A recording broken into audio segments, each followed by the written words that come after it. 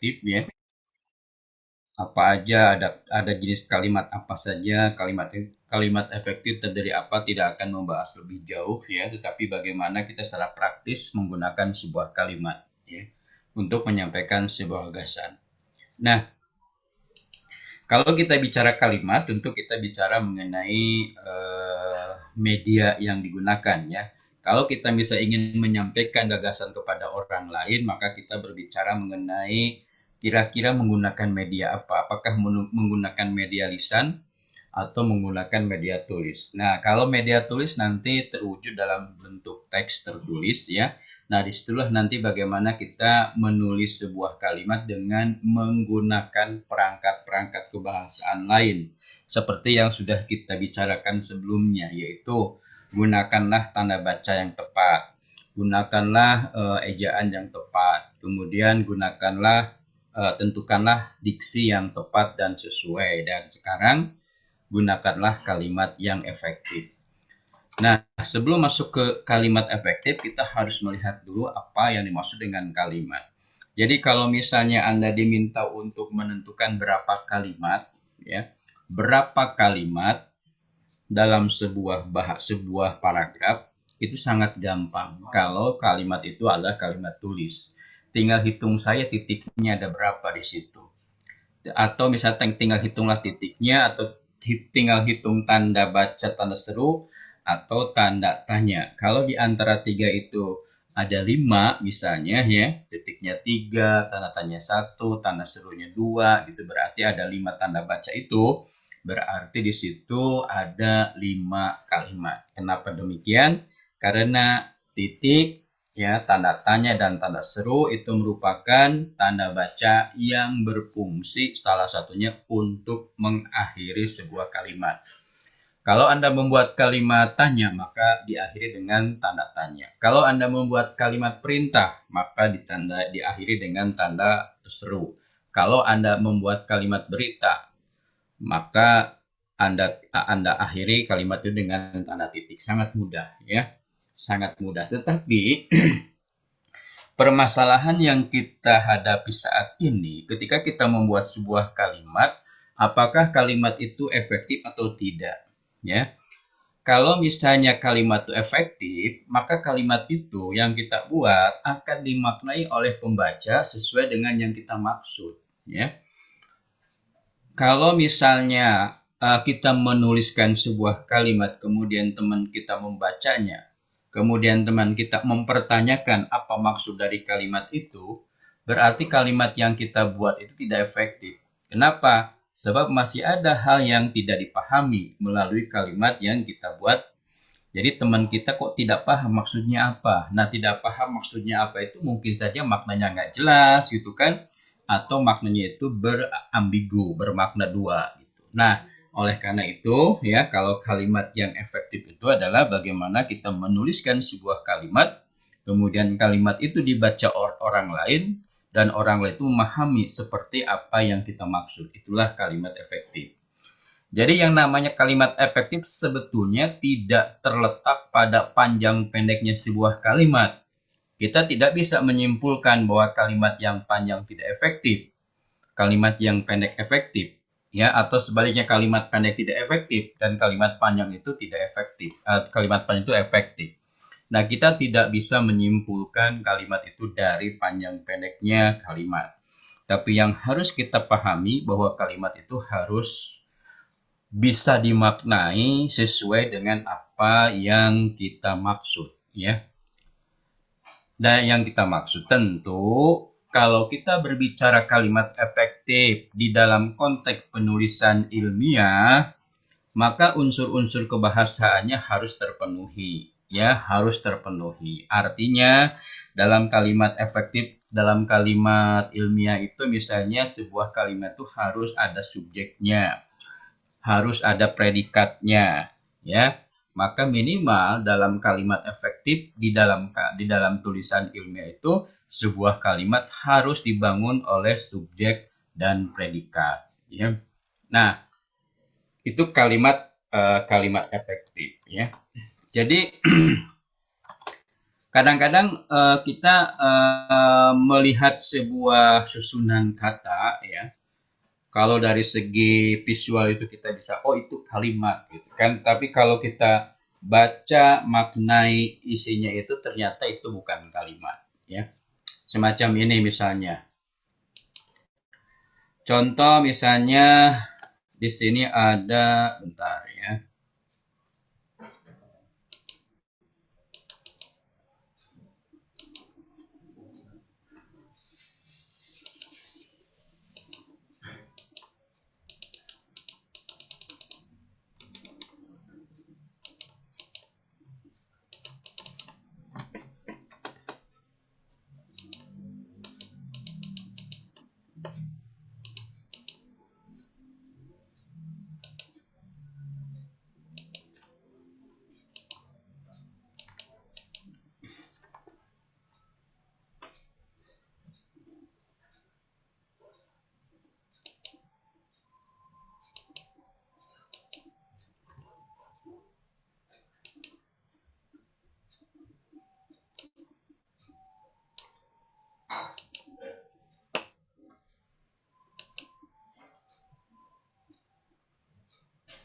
Ya, coba sebentar ya.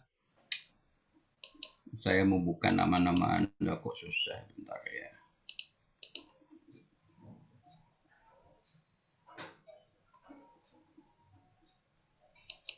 Oke ya. Apakah ini merupakan kalimat atau bukan ya? Misalnya ya saya tanya.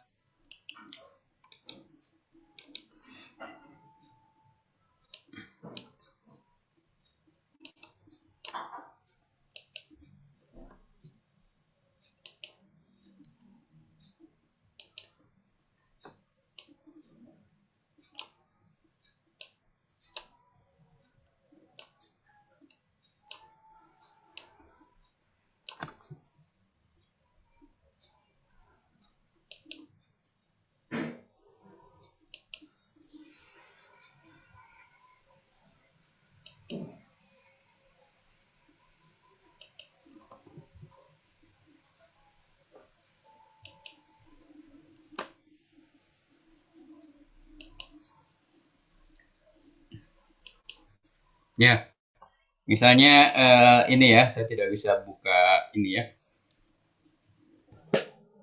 Bentar.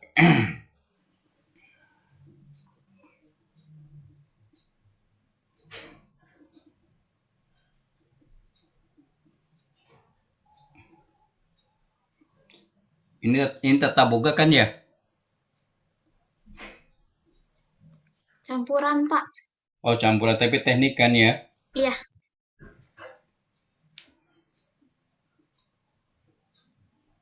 Bentar ya.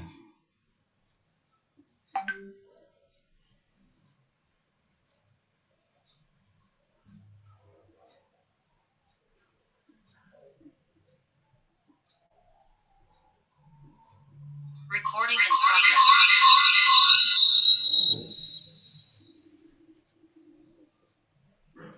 Halo?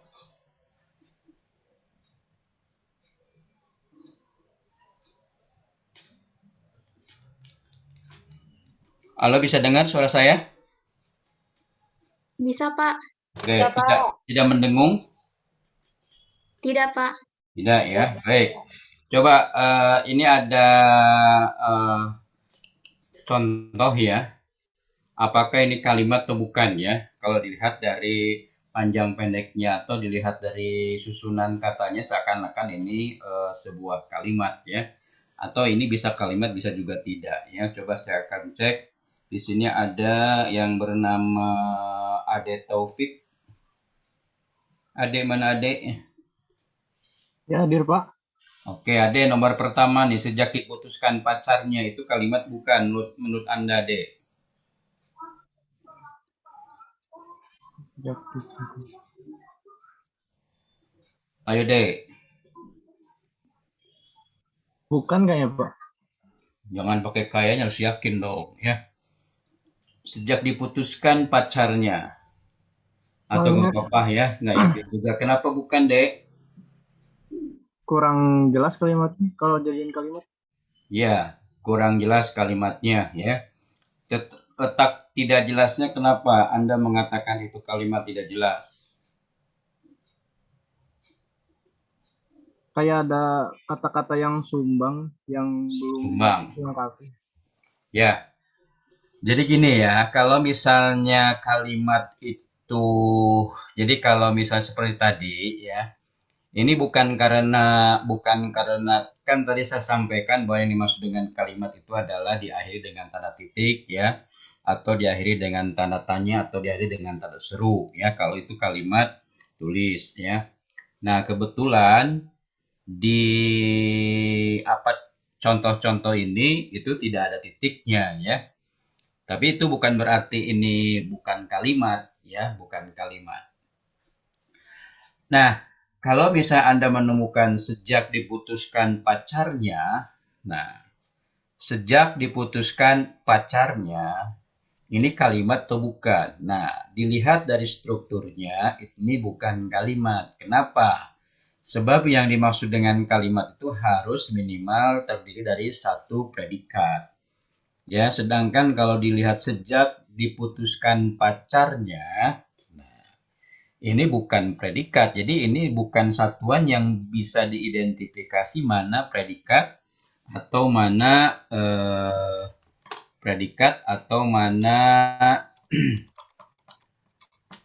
unsur atau fungsi lainnya ya. Coba saya. Nah, misalnya begini ya. Kalimat ini sebetulnya begini asalnya itu ya. Kalimat ini kalau saya tulis misalnya ya dengan menggunakan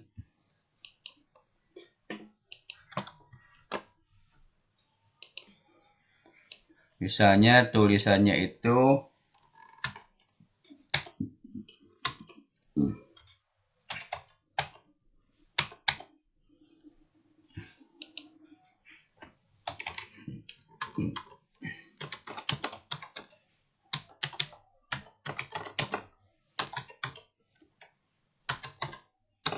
nah ya.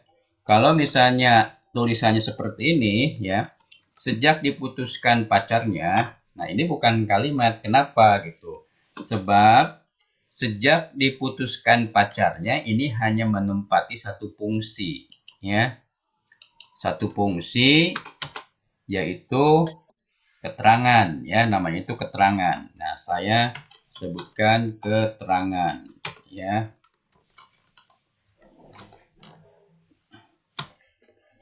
Ini keterangan. Bagaimana cara menjadikan sebuah kalimat? Ingat, yang namanya kalimat itu minimal ada predikatnya. Berarti kita harus melengkapi dengan predikat di sini, ya. Sejak diputuskan pacarnya, nah misalnya dia, nah terlihat ya murung. Nah, barulah ini sebuah kalimat. Kalau misalnya kita membuatnya seperti ini, ya. Nah, coba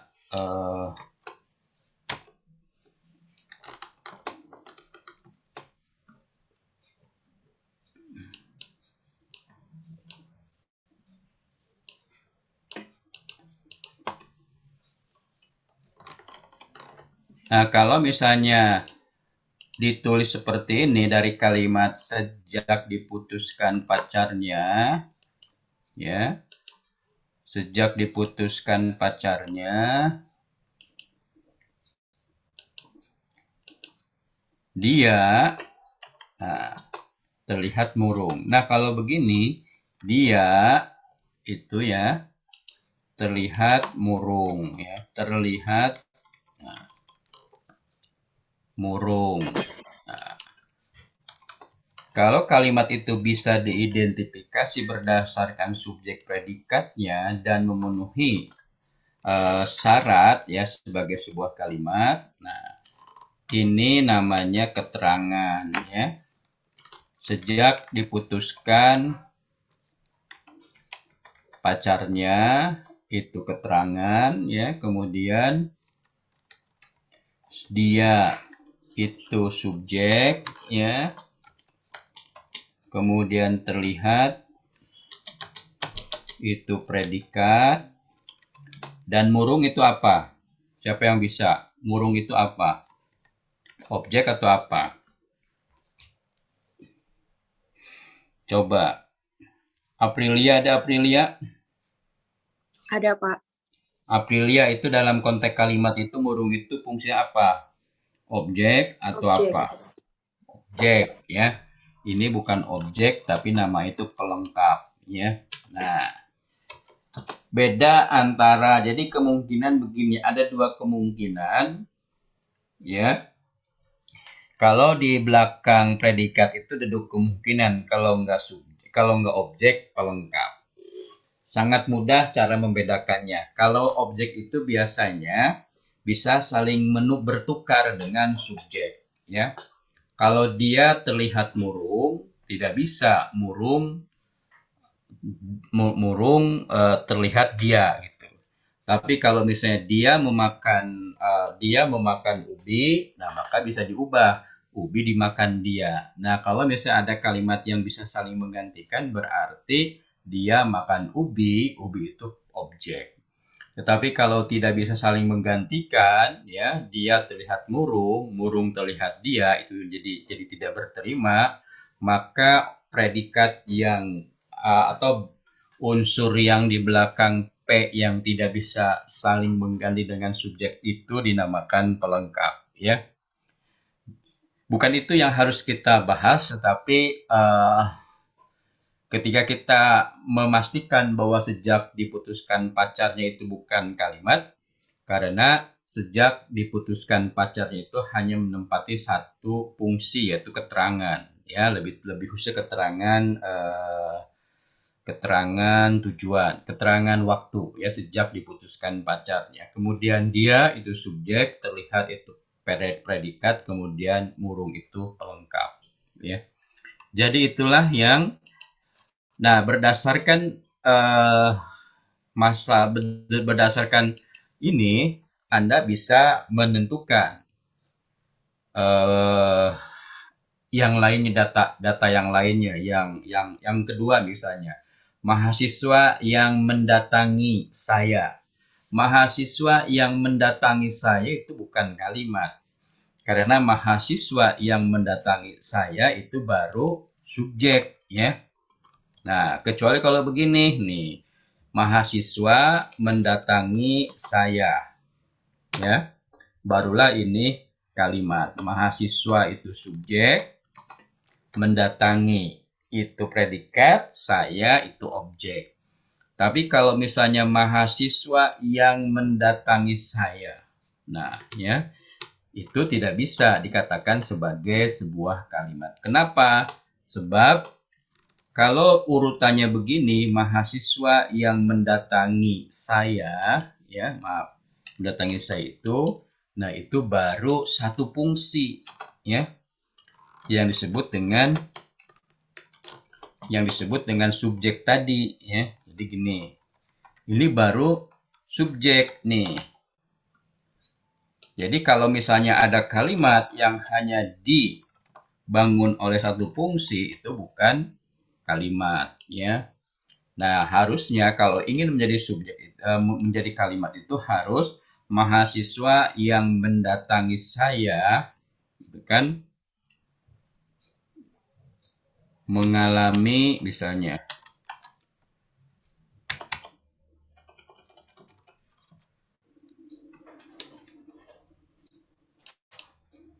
mengalami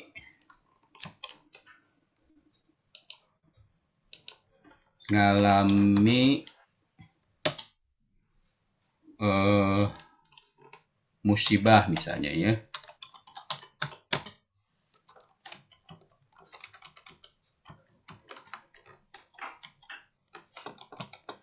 Jadi kalau kalimat seperti ini, mahasiswa yang mendatangi saya, nah ini ya,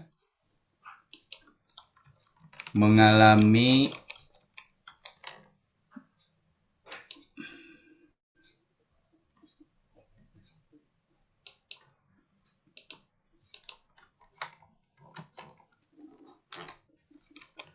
musibah.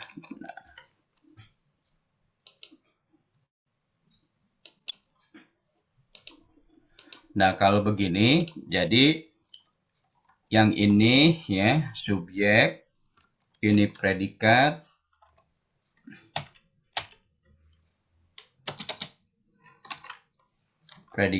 dan ini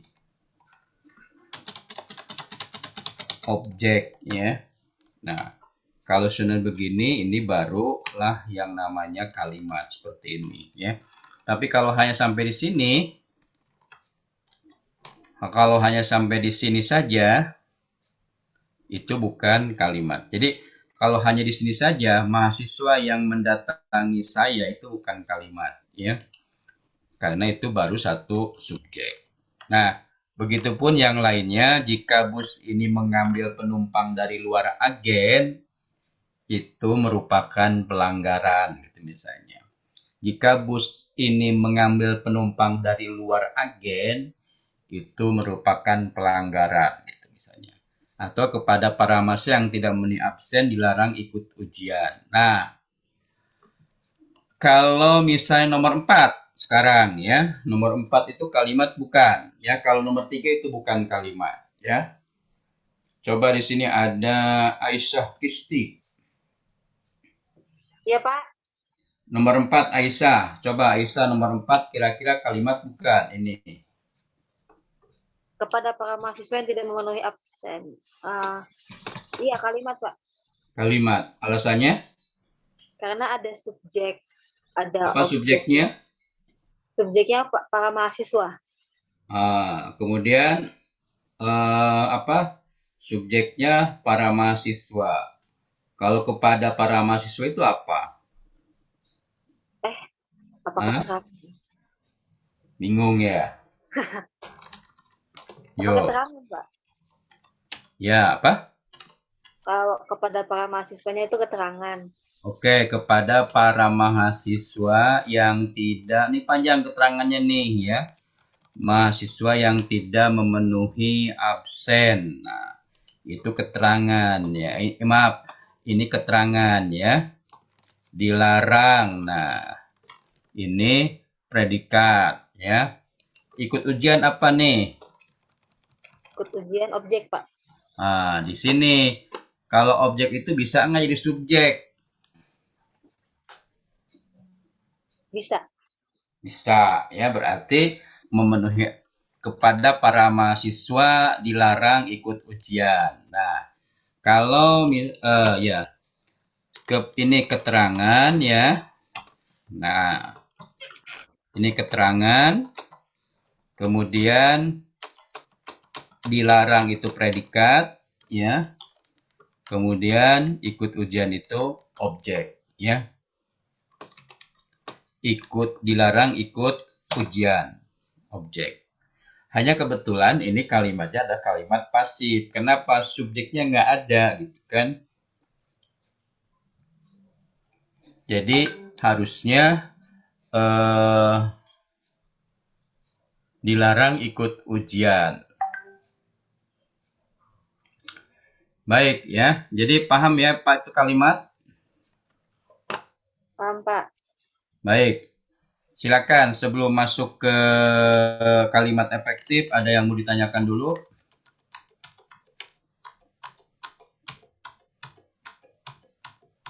Bisa dipahami semua? Bisa, Pak. Bisa ya. Baik, kita masuk sekarang ke kalimat efektif ya. Kalimat efektif itu adalah kalimat yang secara tegas mewakili gagasan penulis sehingga menimbulkan gagasan yang sama tepatnya dalam dalam pikiran pembaca sesuai dengan maksud penulis. Jadi ada kesamaan interpretasi ya, ada kesamaan proses memaknai. Jadi si penulis dan si pembaca itu punya makna yang sama terhadap sebuah kalimat. Anda menulis kalimat, kemudian kalimat dibaca orang itu memaknai sama dengan apa yang Anda maksud. Itu intinya, itulah kalimat efektif ya. Nah, sekarang apa Apa yang dimaksud dengan kalimat efektif itu? Ya, di sini syaratnya singkat, hemat, mudah dipahami, tidak menimbulkan salah tafsir, sistematis, dan lain sebagainya. Tapi perlu juga kita memperhatikan prinsip, ya, prinsip dari kalimat efektif itu apa saja. Nah, yang pertama, sebuah kalimat itu ada kesepadanan struktur, ya. Ada kesepadanan struktur, semacam kepada para dosen diharapkan hanya memberikan satu tugas. Ya, di sini ya, kepada para dosen diharapkan hanya memberikan satu tugas. Nah, kalau kepada para dosen di sini ya, seperti tadi, ini keterangan, kemudian diharapkan ini predikat ya. Kemudian hanya satu tugas, ini objek ya. Nah, maksudnya adanya kesepadanan itu bentuk itu kalau misalnya ini kepada para dosen, maka diharapkan nih predikatnya harusnya diharapkan ya, bukan mengharapkan. Jadi bukan kepada para dosen mengharapkan. Kenapa? Sebab kepada para dosen ini bukan predikat, bukan subjek, tapi keterangan. Ya. Jadi kalau misalnya kenapa diharapkan? Karena diharapkan itu merupakan predikat yang predikat. Jadi predikat dalam kalimat pasif. Ya, jadi kalau kalimat pasif itu merupakan kalimat yang subjeknya tidak melakukan aktivitas, ya. Kecuali kalau misalnya ini kita ubah ya, kepadanya kita hilangkan.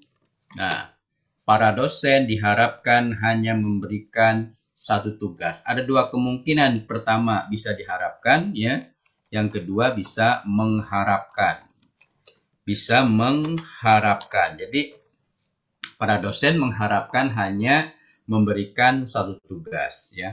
Tapi kalau misalnya ada kepada, maka di sini tidak bisa mengharapkan, harusnya diharapkan ya, diharapkan. Tapi kalau misalnya kepadanya dihilangkan, nah di sini maka ada kemungkinan para dosen diharapkan, pertama bisa, yang kedua para dosen mengharapkan ya.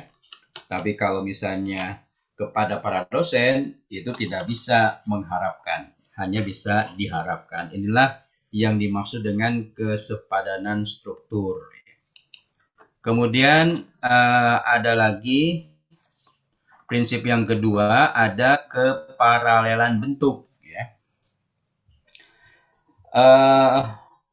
Semacam contoh misalnya, bentuk itu harus paralel, tapi bentuk yang sejajar. Misalnya ada sebuah kalimat dibangun oleh dua predikat yang sejajar, maka predikat itu harus memiliki bentuk yang sama, bukan bentuk yang sejajar, yang paralel ya. Contoh balap motor liar. Balap motor liar adalah kegiatan yang mengerikan dan berbahaya. Seharusnya jangan berbahaya, tetapi membahayakan. Jadi balap motor liar adalah kegiatan yang mengerikan dan membahayakan ya.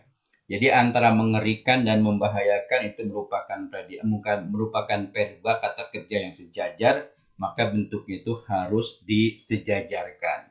Ada dua kemungkinan. Kalau misalnya ada kata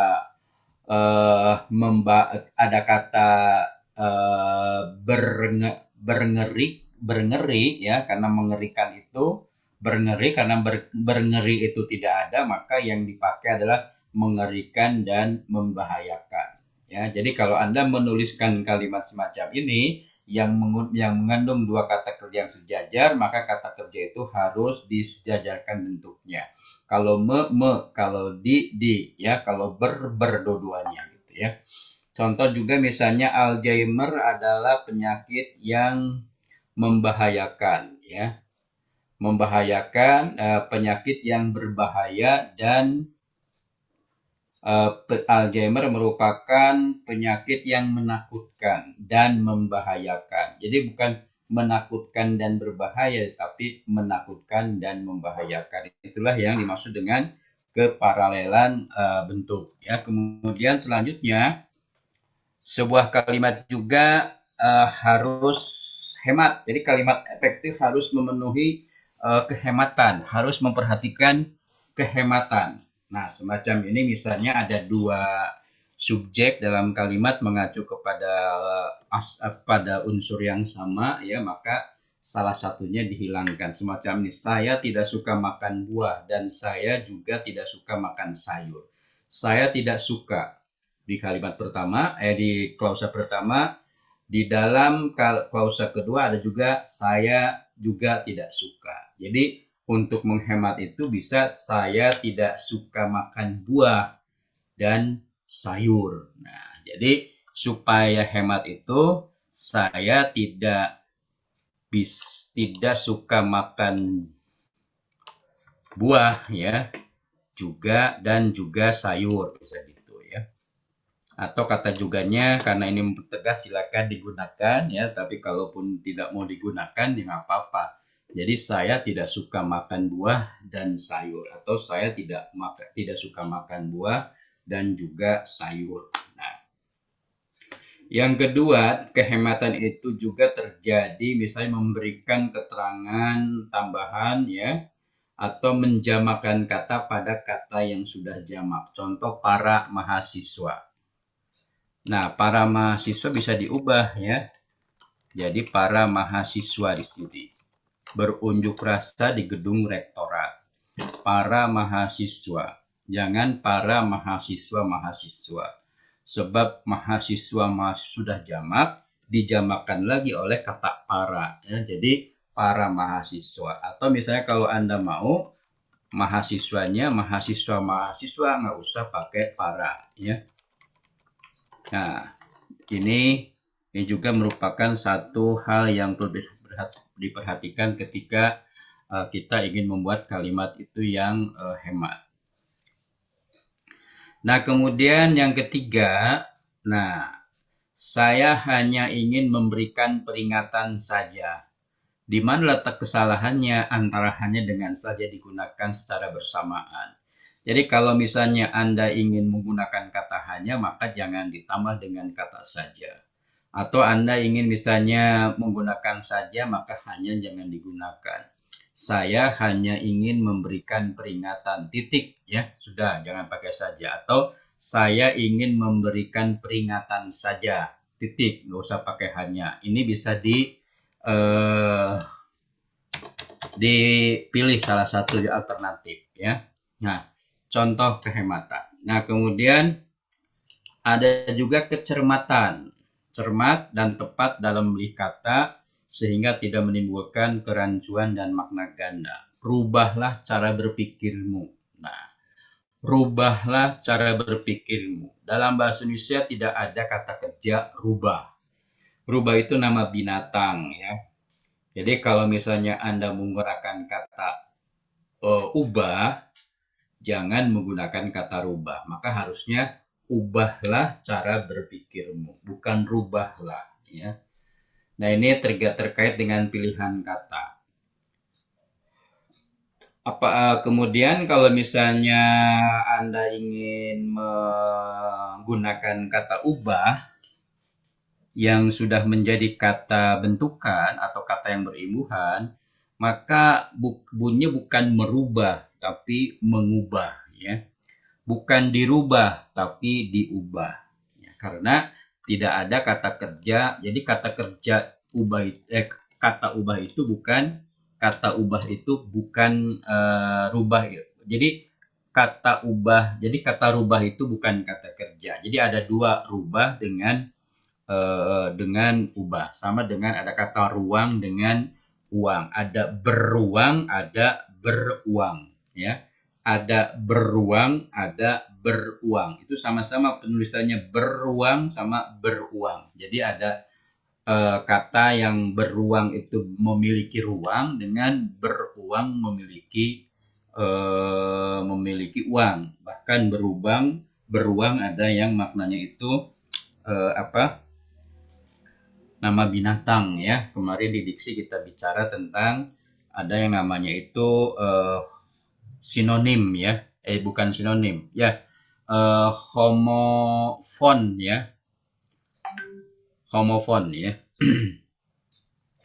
Kemudian guru baru pergi ke ruang guru. Jadi guru baru pergi ke ruang baru. Nah, guru yang baru itu guru baru atau baru itu mengacu kepada baru pergi ya. Guru baru pergi ke ruang guru. Kalau dalam kalimat lisan mungkin masih bisa diperjelas maknanya dengan menggunakan intonasi dan jeda. Guru baru pergi ke ruang guru. Guru baru pergi ke ruang guru. Ya, tapi kalau dalam kalimat tulisan ini agak kesulitan ya. Apakah guru pakai koma ya, baru pergi ke ruang guru. Nah, fungsi koma bukan di situ ya. Tapi ada satu fasilitas tanda baca yang bisa memastikan makna ini. Jadi gunakanlah kata hubung. Guru baru pergi ke ruang guru. Nah, guru baru pergi ke ruang guru. Nah, kalau misal seperti ini, guru baru digabungkan ya, menunjukkan kerapatan, berarti yang baru itu gurunya. Tapi kalau guru, nah, di sini guru baru pergi. Nah, berarti guru baru pergi. Yang baru itu mengacu pada perginya. Tapi kan tidak banyak orang yang paham fungsi dari hal semacam ini. Walaupun Anda misalnya menuliskan seperti ini ya, guru baru, tetap aja orang itu akan menafsirkan dua makna yang berbeda. Yang pertama yang baru itu adalah gurunya, yang kedua yang baru itu adalah perginya ya. Jadi ini kecermatan harus diperhatikan. Nah, bagaimana misalnya untuk menghindari hal semacam ini? Kalau misalnya tidak bisa diatasi dengan penggunaan tanda baca, ya, atau ada fasilitas kemudian Anda masih mengkhawatirkan ini masih bermakna ganda karena ketidakpahaman si pembaca akan fungsi tanda baca seperti tadi, ya, maka Anda harus ubah saja gitu kan, ubah saja kalimatnya. Misalnya guru baru. Nah, Anda bisa aja di sini guru yang baru ya. Guru yang baru bertugas gitu. Bertugas. Nah, ya. Pergi ke ruang guru. Guru yang baru bertugas pergi ke ruang guru. Oh, ini kepanjangan, tidak masalah kepanjangan. Walaupun misalnya diperpendek tapi menimbulkan makna ganda, justru itulah yang tidak efektif. Saya katakan di awal bahwa keefektifan kalimat itu bukan ditentukan oleh panjang lebarnya kalimat itu ya, tetapi apakah kalimat itu dimaknai sama enggak oleh pembaca ya, sesuai dengan yang dimaksud oleh si penulis. Itulah yang dimaksud dengan kalimat efektif ya. Kemudian selanjutnya ada ketegasan. Sudah saya baca buku itu. Ya, di mana sudah saya baca buku itu? Harusnya saya sudah membaca buku itu, ya. Atau saya sudah baca buku itu, ya. Saya sudah baca buku itu. Sudah saya baca buku itu. Harusnya saya sudah baca buku itu atau saya sudah membaca buku itu.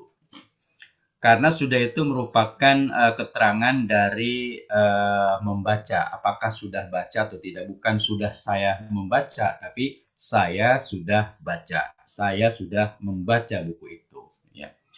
Kemudian pertemuan itu dihadiri oleh Menteri Pendidikan, Gubernur, dan Presiden. Ini masalahnya kecil sebetulnya, sepele. Pertemuan itu dihadiri oleh 3 orang, ya. Pertama Menteri Pendidikan, yang kedua Gubernur, dan yang ketiga Presiden. Oleh karena itu harus jelas gitu. Jadi kalau begini misalnya pertemuan itu dihadiri oleh Menteri Pendidikan, Gubernur, dan Presiden gitu. Harusnya pertemuan itu dihadiri oleh Menteri Pendidikan, Gubernur, nah ini Gubernur, ya, kemudian dan Presiden. Nah ini ketegasan, maknanya jelas gitu kan ya, bahwa ada 3 pejabat yang hadir dalam pertemuan itu. 1 menteri pendidikan, 1 gubernur, dan 1 presiden. Jangan menteri pendidikan, gubernur, dan presiden. Itu nggak tegas, nggak jelas ya.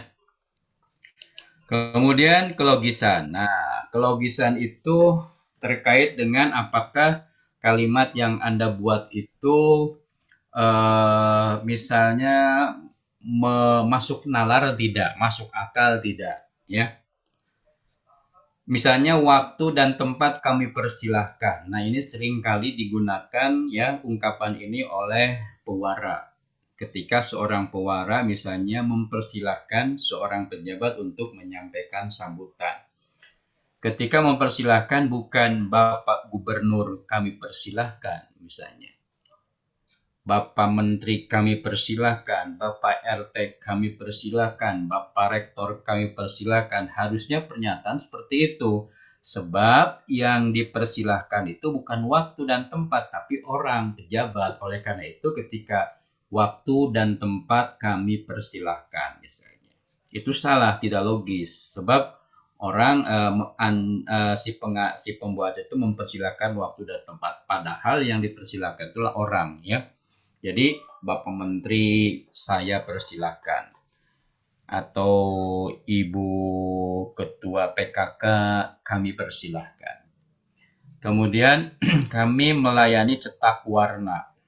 Nah, ini pun tidak logis. Kami melayani cetak warna. Yang dicetak itu warnanya, ya. Kami melayani cetak warna. Padahal yang dimaksud adalah kami melayani percetakan berwarna. Jadi percetakan dengan tinta berwarna gitu. Bukan cetak warnanya. Kalau cetak warnanya nanti kan cetaknya hasilnya cuma warna semua. Cetak warna apa? Kuning, kuning semua gitu kan. Padahal yang dimaksud itu cetak sebuah teks ya dengan huruf berwarna. Itu yang dimaksud. Nah, sekali lagi yang dimaksud dengan kalimat efektif itu bukan berarti kalimat itu harus pendek ya. Buat apa kalimat pendek kalau menimbulkan ketidaklogisan ya. Kemudian satu lagi yang sering kita buat misalnya tulis ya, misalnya ada kalimat seperti ini misalnya. Nah, di sini ya.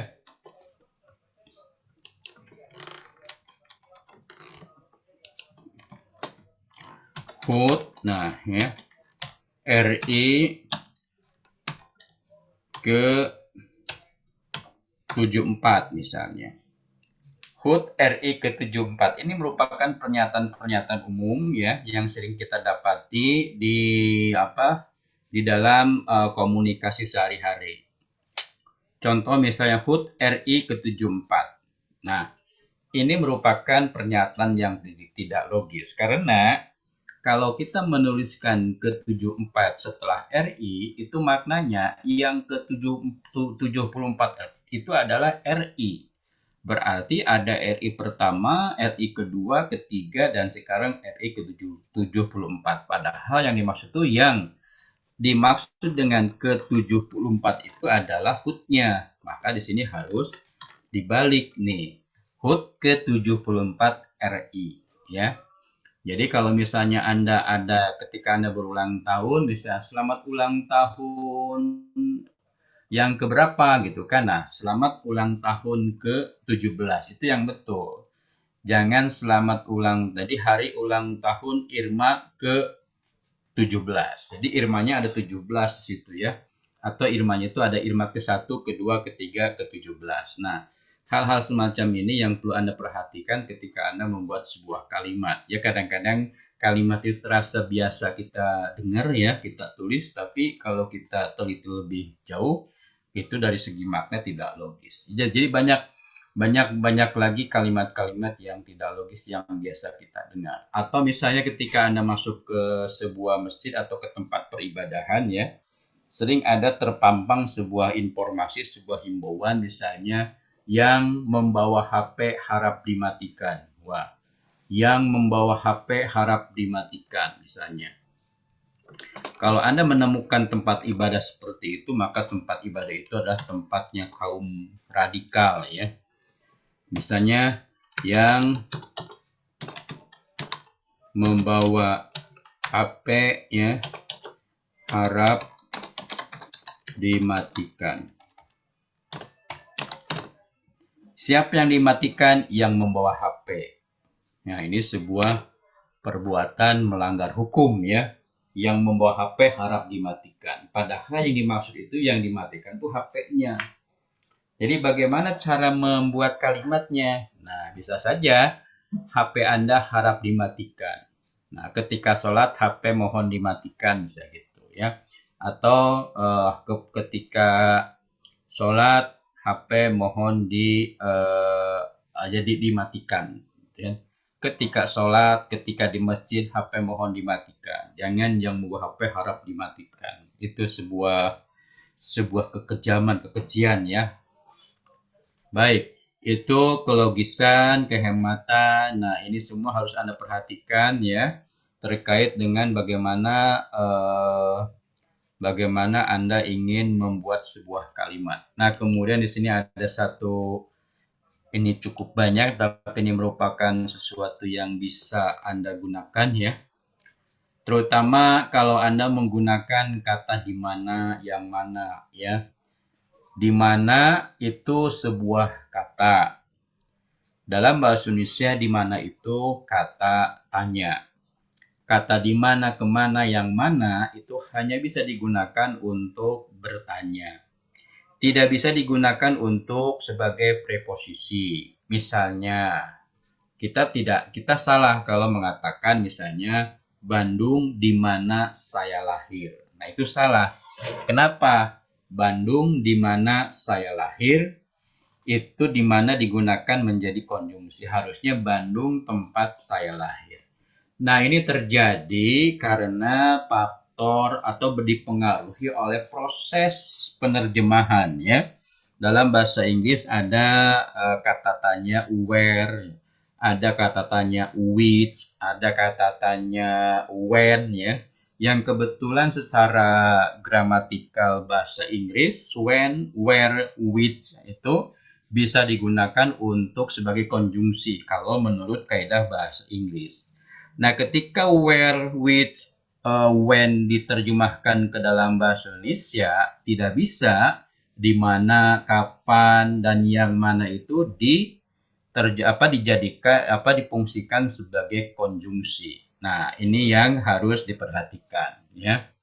Jadi kalau misalnya kami ke restoran di mana teman-teman merayakan. Nah, ya ini yang harus Anda perhatikan. Penanggung jawab surat kabar itu akan dituntut untuk berita yang mana dianggap melecehkan. Nah, ini hal-hal seperti ini yang harus Anda perhatikan. Tidak bisa yang mana, di mana ya. Kemudian kapan itu dijadikan sebagai konjungsi. Baik, sampai di sini ada pertanyaan tidak?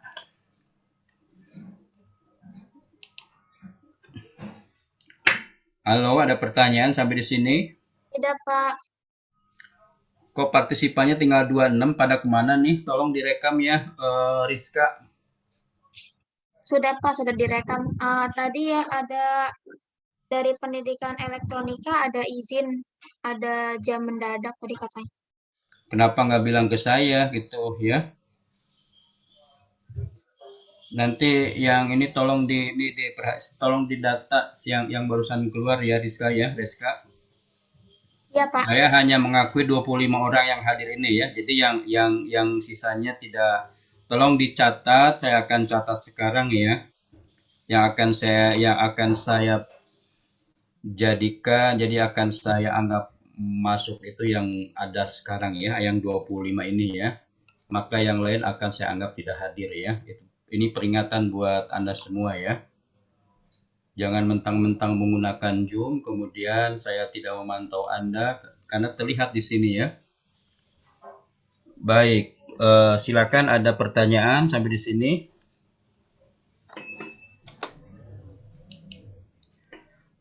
Baik, kalau tidak ada, tolong perhatikan ya. Untuk minggu depan, jadi Anda ambil satu tulisan Anda ya, kemudian Anda ambil satu tulisan Anda, kemudian Anda perbaiki, ya. Anda perbaiki. Jadi Anda ambil satu tulisan, Anda perbaiki penggunaan satu, ya, ejaannya, yang kedua tanda bacanya, yang ketiga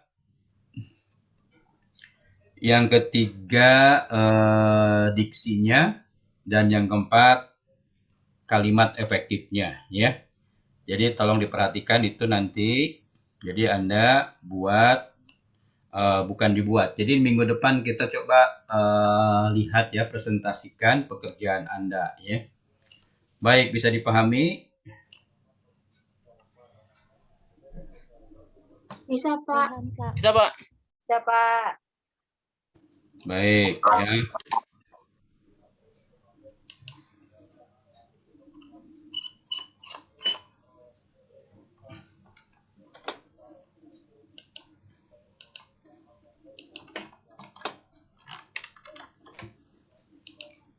Baik, kalau bisa dipahami kemudian Anda tidak ada pertanyaan, ya, kita akhiri pertemuan hari ini. Sampai ketemu di minggu yang akan datang dengan agenda